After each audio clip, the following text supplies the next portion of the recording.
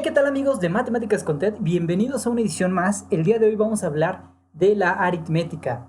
Pero antes de definirla quiero decirte que la aritmética es la base de las matemáticas, por lo cual te invito a que la estudies muy bien, a que no te quedes con dudas, a que complementes tu estudio de estos videos con libros, con ejercicios, ¿sale? Bueno, en fin, hay mucha información a partir de la cual te puedes basar para que tu aprendizaje sea muy bueno desde las bases, para que de esta manera los cursos siguientes te sean muy sencillos, llámese álgebra, geometría analítica, cálculo diferencial, integral, lo que sea, cualquier curso de matemáticas superiores, vas a ver que será muy sencillo si comenzamos con una buena aritmética. Y bueno, pues ahora sí, yendo al punto, ¿qué es la aritmética? Bueno, la aritmética es una rama de las matemáticas que estudia a los números. Y bueno, al estudiar a los números, vean, esta es la palabra clave, ¿no? Los números, ¿sí? Entonces, la aritmética, ¿qué va a estudiar? Va a estudiar a los números.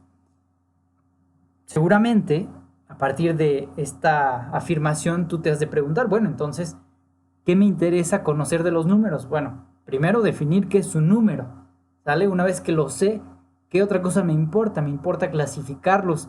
Y más adelante vas a ver por qué es importante la clasificación de los números, ya tal vez no en este curso, pero sí en cursos mucho más superiores como por ejemplo cálculo diferencial e integral.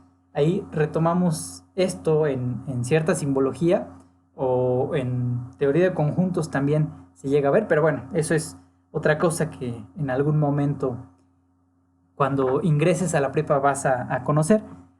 Por el momento, lo que nos interesa es conocer que la aritmética estudia los números y si estudia los números, estudia las operaciones que se dan entre ellos, ¿sale? Y bueno, pues también las propiedades que los rigen. De esta manera, bueno, las preguntas que comentábamos hace un momento, ¿qué es un número y cómo se clasifican? Vamos a empezar a responderlas. Bueno, en relación a la primera pregunta, ¿qué es un número? Vamos a ver que un número es una idea, es una abstracción, ¿sale? Estamos hablando de una construcción mental que me está indicando una cantidad, ¿sale? Entonces, si tú lo quieres definir como tal, vamos a decir que un número es una abstracción que indica una cantidad, que denota una cantidad, ¿sale? Como tal, un número no es algo tangible, ¿sí? Al ser una idea no puede ser tangible. Es decir, nunca nadie ha visto un número 2 por ahí en algún sitio, no sé, en la playa o yo qué sé, ¿sí? El 2, al ser un número, me está indicando la idea de cantidad. Por ejemplo, si yo te digo 2 lápices y tú piensas en 2 lápices, no piensas como tal en el número, ¿verdad? Piensas más bien en la imagen de tener 2 lápices o incluso si los tienes a la mano, bueno, pues seguramente los agarras y agrupas esos 2 lápices, ¿sí? Si yo cambio ese número por otro, por ejemplo 4, entonces ya no estás pensando en 4 lápices, ahora piensas ya no estás pensando en 2 lápices, ahora piensas en 4 lápices. En cambio, si yo te digo, bueno, ahora 4 calculadoras, fíjate, es la misma cantidad, el número 4, pero ahora ya no son lápices, ahora son calculadoras. Y así yo puedo cambiar de concepto, ¿verdad? Con el mismo número, como sucedería a continuación, ¿no? O sea, tengo el número 2, yo pienso en esa cantidad de elementos. Y si te digo, por ejemplo, piensa en 2 guitarras, bueno, pues pensarás en la imagen de 2 guitarras, ¿verdad?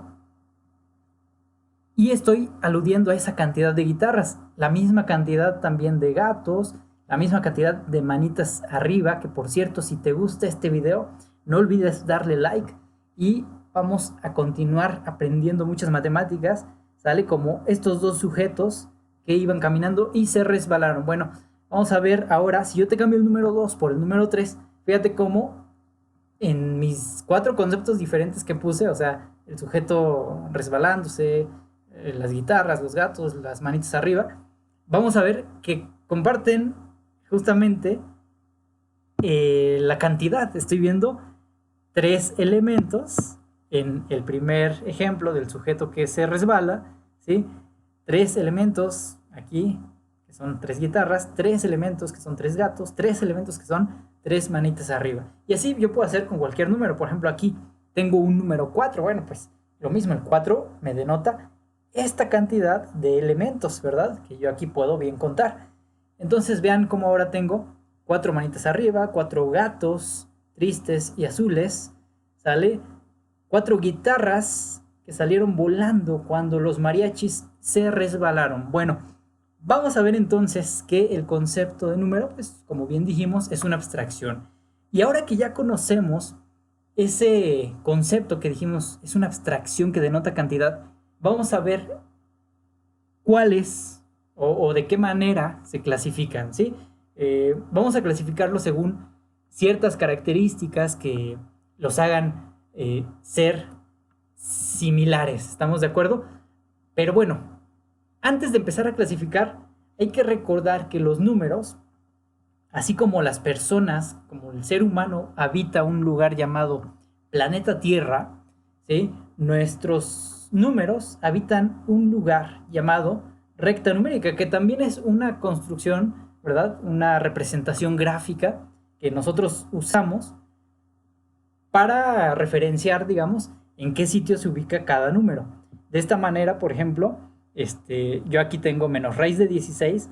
Este número, la raíz de 16 es exacta, vale 4. Y como hay un signo afuera, bueno, en realidad esto vale menos 4. ¿Sí? Y entonces quiere decir que menos 4 y menos raíz de 16, que valen lo mismo, se alojan en este punto, ¿no? Menos 3 medios, fíjense, se está alojando aquí, 0.5 entre el 0 y el 1, ¿sí? El valor del número E, ¿sale? 2.70 y tantos, el valor del número pi, 3.14, ¿sale? Entonces, estamos viendo cómo todos los números, absolutamente todos, se van a ubicar aquí, ¿sí? Porque este es el lugar en el que viven, como nosotros en la Tierra, les comentaba hace un rato. Bien, entonces, si estos números, absolutamente todos estos números, habitan en esta recta que llamamos recta numérica, o también se le conoce como recta real, ¿sí? Vamos a ver que si se llama recta real, bueno, pues los números van a recibir el nombre de números reales. Entonces, ¿qué son los números reales? Son los números que se alojan en la recta real, así de fácil. Y vamos a meterlos en una bolsita para coleccionarlos aquí en este conjunto numérico que yo le voy a poner el nombre de números reales porque quedamos que así se llaman. Entonces, todos los números que se alojan en la recta real, dijimos, se llaman números reales. Si yo empiezo a subclasificar estos números reales, me voy a dar cuenta de que mi primera subclasificación o subdivisión que yo hago a estos números reales son, por ejemplo, los números racionales y los irracionales, en donde los racionales se denotan con una letra Q mayúscula y los irracionales con una Q mayúscula prima, Q apóstrofe, ¿verdad? ¿Sí? Le decimos Q prima. ¿Cuál es la característica de los racionales? Bueno, los números racionales se tienen que expresar, y por eso lo puse aquí en grande, ¿verdad? De esta forma, como un número A sobre un número B, en donde el número A y el número B, ustedes los pueden sustituir por cualquier número entero, ¿sí?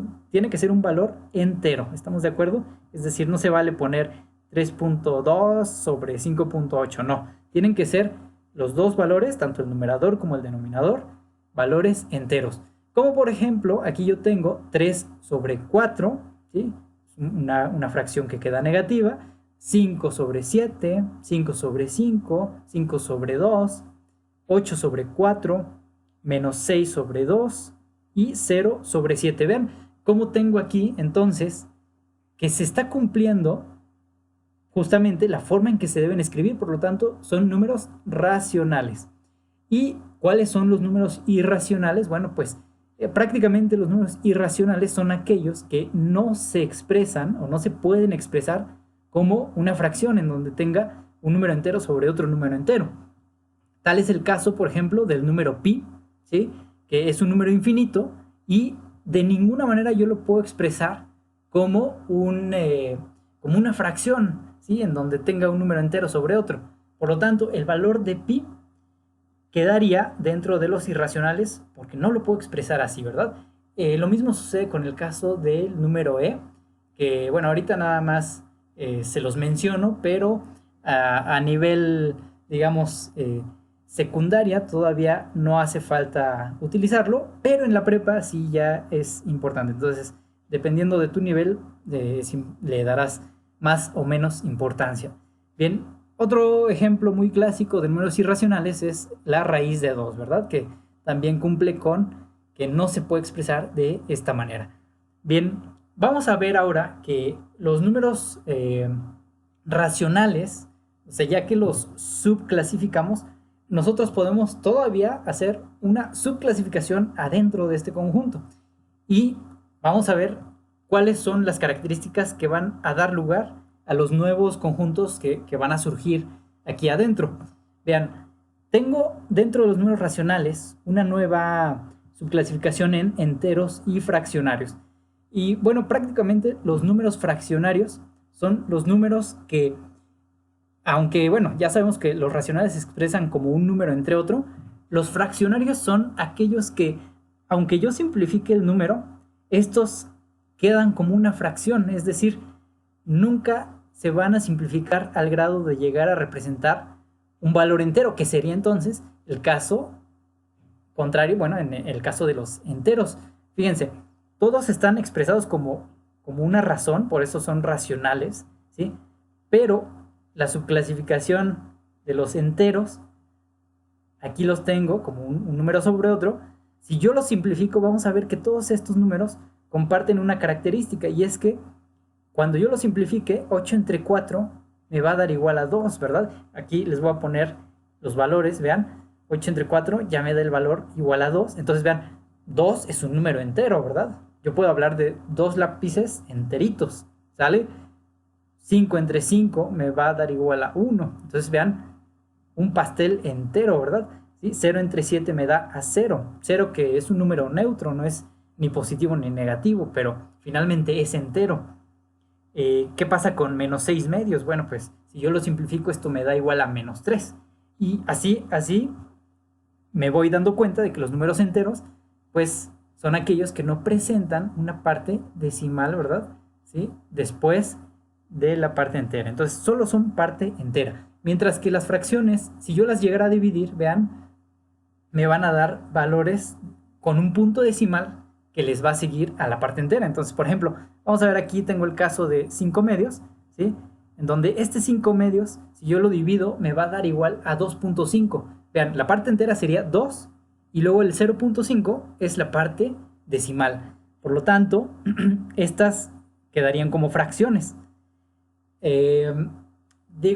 Vamos a poner estos números enteros ya, vamos a quitar este 8 cuartos. Normalmente yo lo dejaría, digamos, como 2, 1, 0 y menos 3, ¿verdad?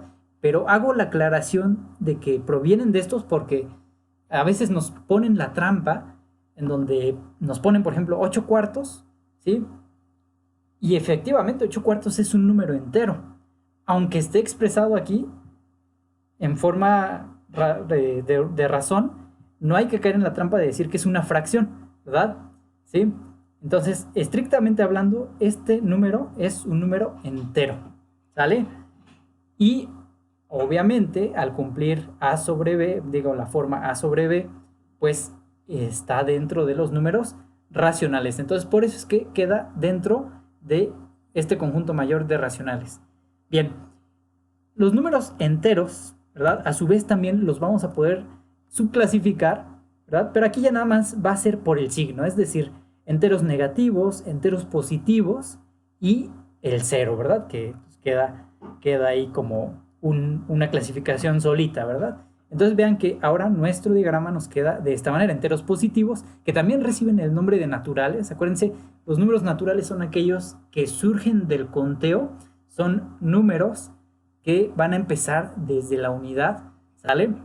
Algunos autores llegan a tomar en cuenta el 0 como natural, pero bueno, para nuestro caso, nosotros lo vamos a dejar fuera de los naturales, ¿sí? Vamos a dejarlo fuera de naturales, pero dentro de los enteros. Entonces, enteros positivos o naturales, el número 0, y enteros negativos. Así de fácil es subdividir los números enteros, pero las fracciones sí tienen una subdivisión un poquito más interesante. Se dividen en fracciones propias y fracciones impropias.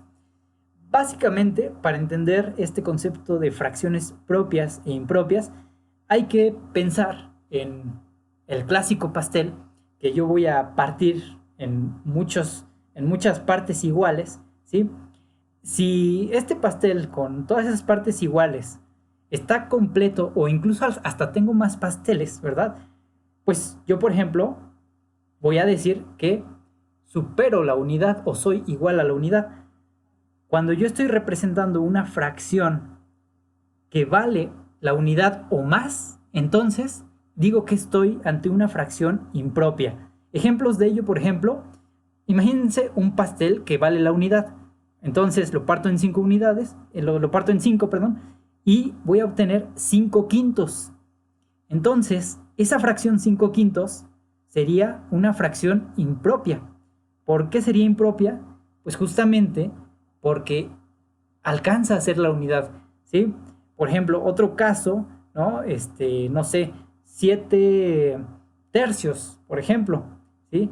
En esa fracción 7 tercios, vean que estoy sobrepasando la unidad.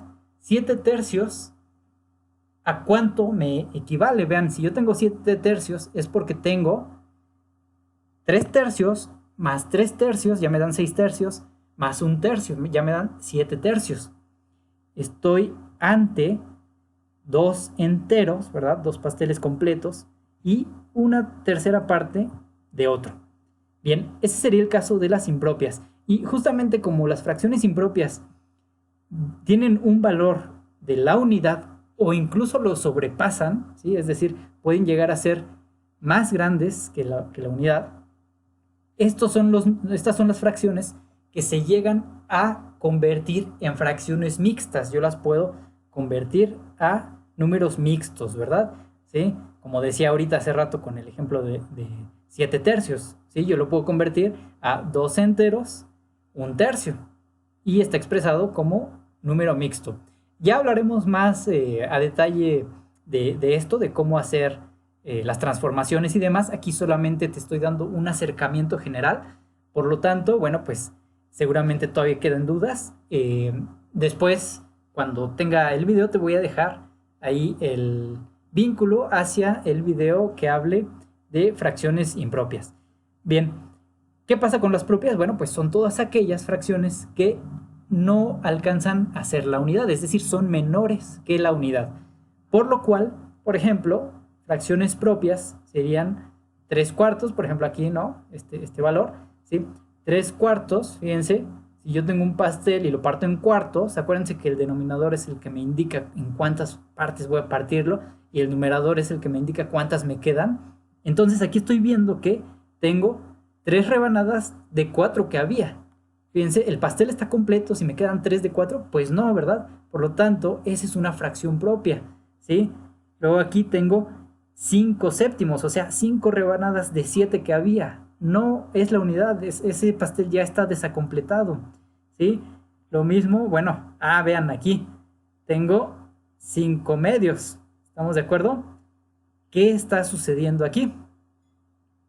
Bueno, seguramente si lo quieres pensar, ponle pausa, pero si no, aquí yo te digo, fíjate, tenemos 5 medios, aquí ya tengo partido en 2, o sea, tengo elementos partidos en 2, pero quiere decir que me quedan 5 rebanadas. Vean, estamos en un caso de fracción impropia, porque estoy superando la unidad. Entonces, esto me da igual a tener un pastel que se partió en 2, entonces ahí tengo 2 rebanadas, otro pastel que se partió en 2, ahí tengo 4 rebanadas, y media rebanada de otro pastel que se había partido. Entonces, vean, tengo 2 y media pasteles. Por lo tanto, estoy superando la unidad. Eso quiere decir que tengo una fracción impropia. Y bueno, vamos a terminar ya con esta subclasificación de los naturales, que prácticamente es conocida como números primos y compuestos. De hecho, los números primos y compuestos son números naturales, ¿verdad? Que cumplen con ciertas reglitas, ¿sale? Que son reglas de divisibilidad. Vamos a ver que los números primos, ¿sale? Aquí, como lo estamos viendo a continuación, son números naturales que tienen exactamente dos divisores. Y aquí hay que hacer énfasis en que son exactamente dos, no pueden ser ni más ni menos. ¿Y cuáles son esos dos divisores? Bueno, prácticamente son la unidad y el propio número que se está evaluando. Vamos a hacer un análisis a continuación para que quede más claro cuáles números naturales pueden ser primos y cuáles no. ¿Sí? Entonces vamos a ver, la definición me dice que tienen que ser números con dos divisores exactamente, ¿sale? Ni más ni menos. Entonces, el número 1, vamos a analizarlo. Si yo lo divido entre la unidad, pues 1 entre 1 me da 1, es correcto, está aprobando esta propiedad. Y si lo divido entre sí mismo, vean que la unidad y sí mismo resulta ser un solo divisor. Por lo tanto, ¿tiene exactamente dos divisores? No. Por lo tanto, no es primo, ¿sí? Así me voy con el número 2, vean, se divide entre la unidad, sí, 2 entre 1 es 2, 2 entre 2 toca 1, ¿sí? Entonces está cumpliendo, pero no tiene otros divisores, por lo tanto, es un número primo porque tiene exactamente dos divisores. Al cumplir este requisito, entonces lo meto como un número primo. Vamos a ver el número 3, entre la unidad cumple, entre sí mismo cumple también, y no tiene otros divisores, por lo tanto, al cumplir esto, es un número primo. Y vamos a ver qué pasa con el 4. Vean que el 4 obviamente va a cumplir 4 entre 1 a 4, 4 entre 4 toca 1, pero resulta que el 4 tiene otro divisor, es decir, además de dividirse entre la unidad y entre sí mismo, se divide entre 2. Y esto da lugar a que ya no tenga exactamente dos divisores, este ya tiene 3, por lo tanto, como no tiene esa exactitud en divisores, lo quito de la lista.